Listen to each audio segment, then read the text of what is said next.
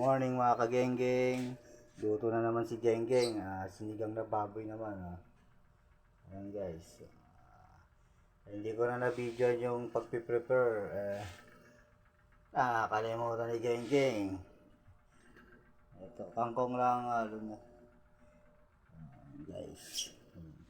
Yung mga gusto magpaluto dyan, PM nyo lang ako guys. Papatikin ko yun ng lutong kabitenyo. Guys,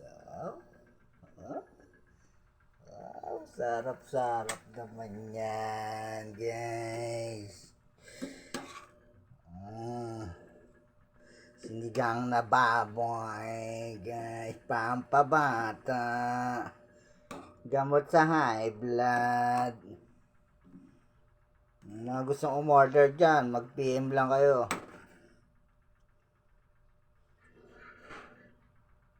Joke. Guys, hanggang sa muli. Paalam.